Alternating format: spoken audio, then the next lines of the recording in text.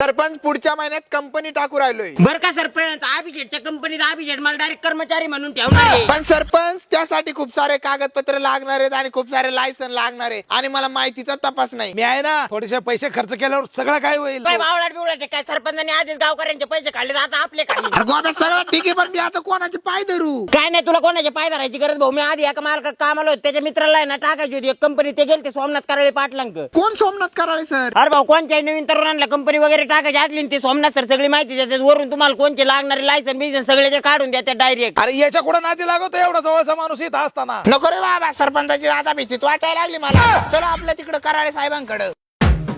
हे बघा, तुम्हाला वाटत असं ना अभिषेकनी कंपनी चालू केली म्हणजे त्याच्यात काय गोपी शेटचा हिस्सा नाही. नाही काय म्हणता निम्मा हिस्सा आहे कंपनीत मा. अरे तुम्ही बधी यार, थोडे दोन खेपा टाकायला लावल्या होत्या, तुला खडीच्या कमून नाही आल्या अजून. अहो साहेब, आणता ट्रॅक्टर फासला होता. गोपे एक काम कर, लवकरात लवकर आवरून कपडे उपडे घालून मुंबईला जायचं साहेब लोकांना भेटायला. अरे काय अभि, सरपंच काय करते इकडे? अरे माझं ऐकलं असतं तर आज कंपनीचं काम चालू झालं असतं. चालू? अहो निम्मा कंपनीचं काम होतं आलं लेवल मध्ये. काय बोलतो? अहो त्या सोमनाथ कराळे साहेबांनी मला किती चांगलं मार्गदर्शन केलं. DIC नोंद, MPCB, BCC सगळ्या लायसन्स साठी मला त्यांनी मदत केली. आणि हे काय असतं नवीन? तुम्हाला काहीच माहित नव्हतं, मला तुम्ही खाणार होते, पण आज त्यांचं ऐकून मी माझ्या पाया उभा राहिलोय. गोप्यात चल लवकर, आपल्याला जायचं. माणूस अजून एकदा पक्षी आपल्याला.